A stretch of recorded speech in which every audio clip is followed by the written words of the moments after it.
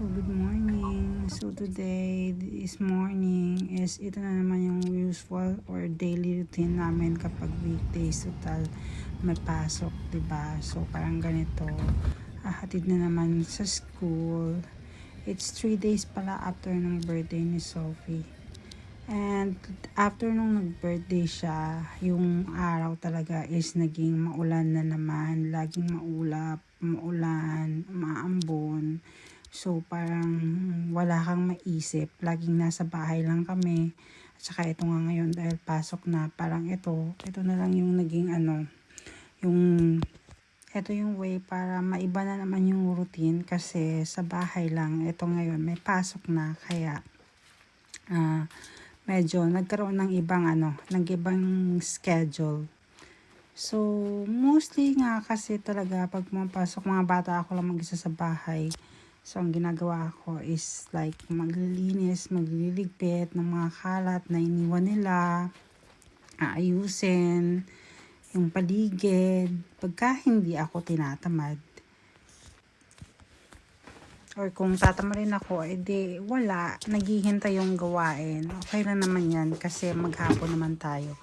Pero eto nga kasi this coming couple of days is holiday na naman dito. So parang magkakaroon ng early break yung mga bata. Hindi naman talagang break na break. Parang lang, this week lang.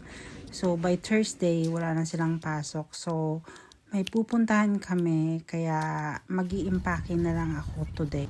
And so after nga, nung nag-impake at naghapon na is sundo time na naman. At nung pagsundo ko ng dalawa, pagpasok pa lang nila ng kotse, nagbubugan na namang silang dalawa na ikinagulat namin pareho nung driver.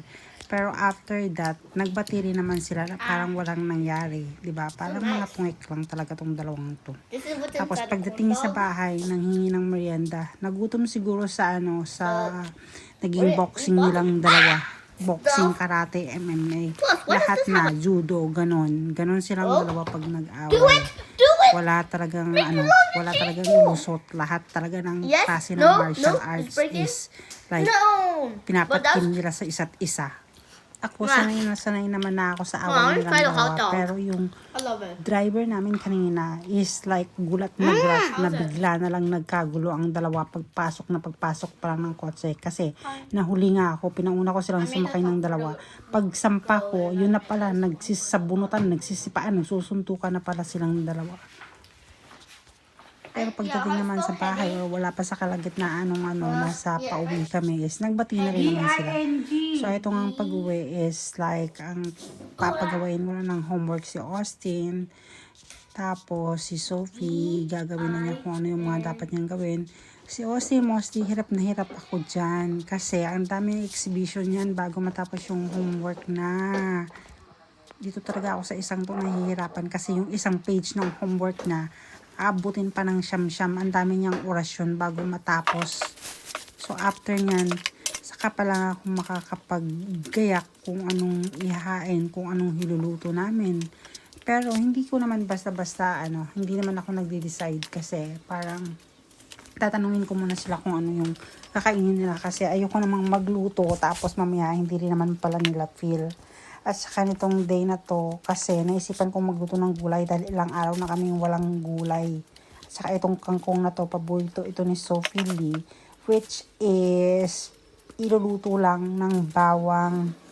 Yun lang, simple lang naman kasi hindi rin naman talaga ako marunong magluto. Yung mga typical na niluluto ko is yung mga Filipino food pa na pagka madalas nakakasawa na rin naman. For tonight, ang aking niluluto ay itong paksiw, which is yung isdala na bili pa last time from Shaman.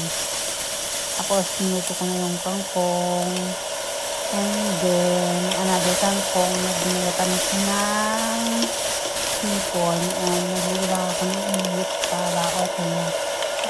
Parang niluto ko na rin to kasi para bukas, hindi ko na kailangan isipin magluto kung ano na namang menu or ano namang top time sa mga bata. So kung ayaw mo ng mga bata, at least mag-noodles na lang sila. kami ng nanay nila is may makakain bukas kasi yung nanay nila is parating na today from Hunan siya. Umuwi kasi siya kasi hindi siya kinuha or nagkatry ng driver's license niya. Mahirap kasi dito sa unahan guys. Mahirap dito mag-apply sa big city. Kaya umuwi siya sa probinsya. Apat na dish din yata itong naluto ko tonight kasi nga iniisip ko for tomorrow na rin naman to na namin na pagkain. So ito na nga, nung pagkatapos ko, kami lang din pala ni Austin ang kakain kasi yung ate dahil nga nung pag-uwi ay nagmerienda silang dalawa, wala na siyang gana, busog na siya sa dami ba naman ang minerienda niya. Kaya ang ending, kami na lang din dalawa ni Austin ang kumain. So ganito lang palagi, ganito lang usually yung routine. So, at ganito lang din ang nangyari today. Which is tamad na tamad pa at wala akong maisip na content, kaya pagtsagaan nyo na.